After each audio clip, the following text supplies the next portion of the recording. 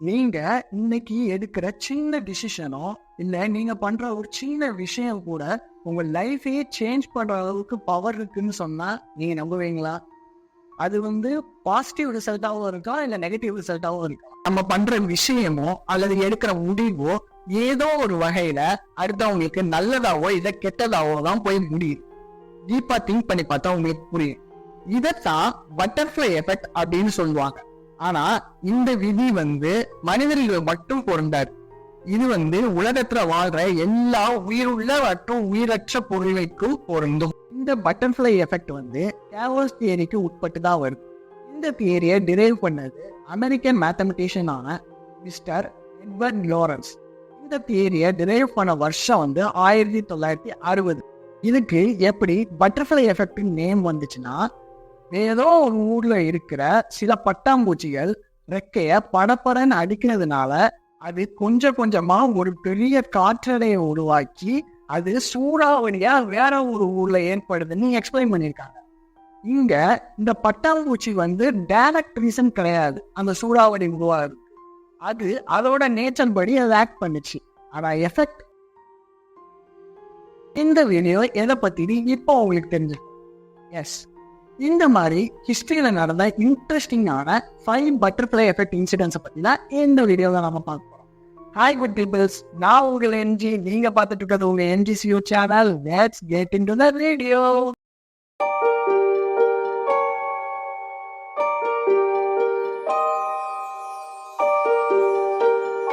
நம்ம எல்லாரும் கண்டிப்பா சின்ன வயசுல பில்டிங் செட்டை வச்சு விளையாடி. ஆனா அந்த பில்டிங் செட் டாய்ஸ் உருவானதே ஒரு ஆக்சிடென்டால. டென்மார்க் கார்பெண்டரான ஓலே கிர்க் கிறிஸ்டியான்சன்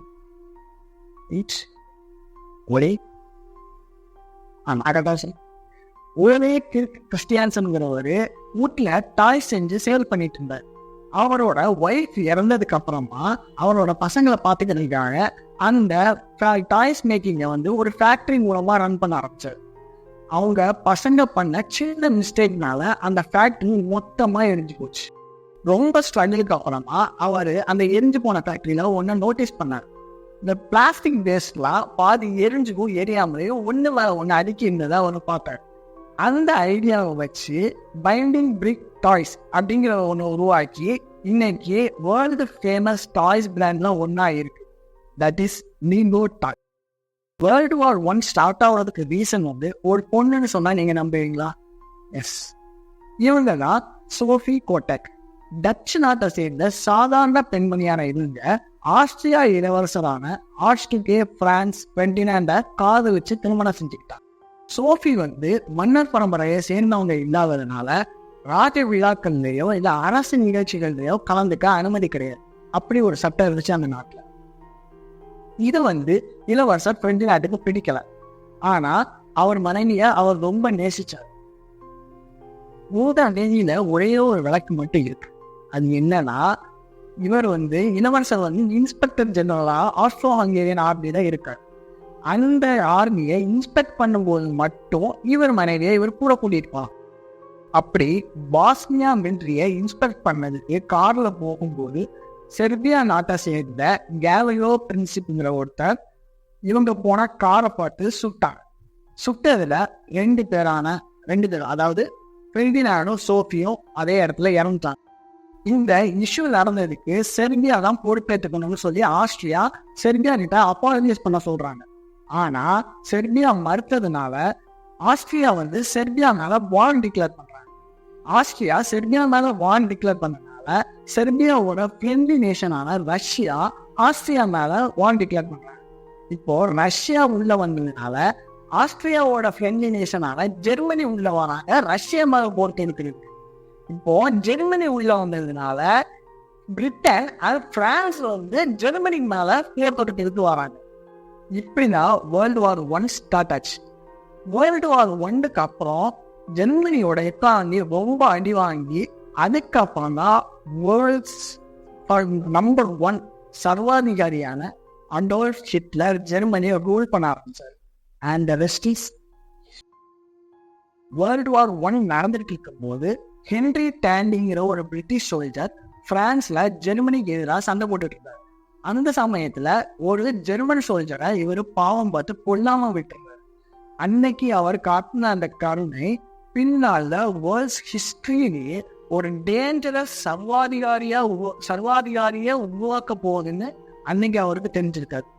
அவரு அன்னைக்கு பாவம் பார்த்து கொல்லாம விட்ட அந்த சோல்ஜர் தான் அடால்ஃப் ஹிட்லர். உங்களுக்கு அனிமேனா பிடிக்குமா? நீங்க அனிமே ஃபேனா இருந்தா கமெண்ட் செக்ஷன்ல எஸ்ன்னு டைப் பண்ணிட்டு அண்ட் என்ன அனிமே பிடிக்குங்கிறதையும் மறக்காம கமெண்ட் பண்ணுங்க. அனிமே கார்ட்டூன் உருவாகிறதுக்கு யார் ரீசன் தெரியுமா? ஒரு 10 செகண்ட்ஸ் டைம் தரேன், கெஸ் பண்ணுங்க.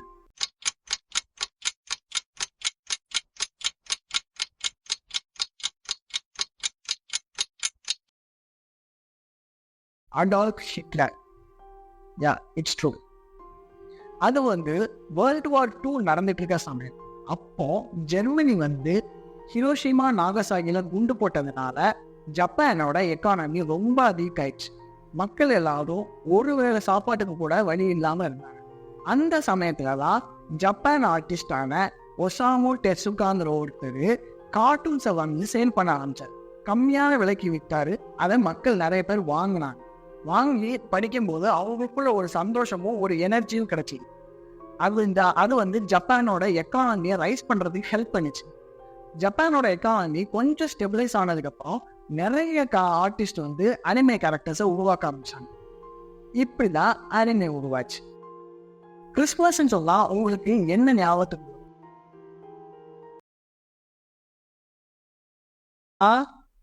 2 நாள் லீவ் ஞாபகத்துக்கு.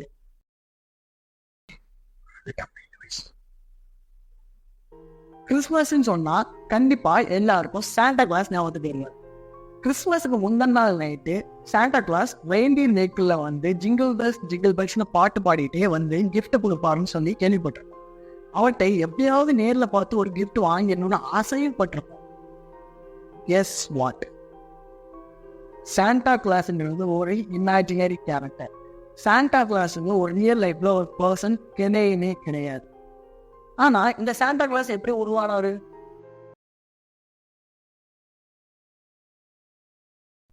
சொல்லு. டர்க்கியில ஒரு ரிச் பர்சனான நிக்கோலஸ், இவரு தான் கிட்ட இருக்கிற சொத்தை எல்லாத்தையும் விற்று ஆதரவற்றவங்களுக்கும் மக்களுக்கும் உதவினார். இவர் ஜீசஸோட கொள்கைகளை ரொம்ப நேசிச்சார். யூரோப் கான்டினென்ட்ல இவர் ரொம்ப ஃபேமஸ். அங்க உள்ள மக்கள் எல்லாரும் இவரை சென்ட் நிக்கோலஸ் அப்படின்னு தான் கூப்பிடுவாங்க. இதை யூரோப் லாங்குவேஜ்ல சொல்லணும்னா சிண்டர் கிளாஸ். இது நடந்தது 1400. அப்ராக்சிமேட்டா ஒரு 400 இயர்ஸ் கழிச்சு அமெரிக்கன்ஸ் இந்த சென்ட் நிக்கோலஸை பத்தி தெரிஞ்சுக்கிறாங்க.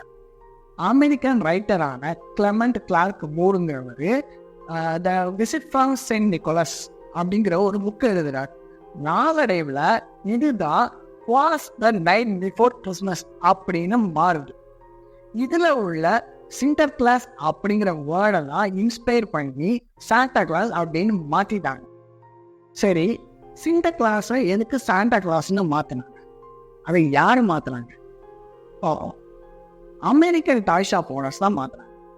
அவங்க இந்த புக்கை வாங்கி படிச்சுட்டு இன்ஸ்பயர் ஆகி எப்படி சென்ட் நிக்கோலஸ் தன்னோட நிஜ வாழ்க்கையில ஒரு கைண்ட் ஹார்ட்டட் பர்சனோ நிறைய உதவுவாரு, நிறைய கிஃப்ட்ஸ் எல்லாம் கொடுப்பாரு அவங்க படிச்சிருக்காங்க.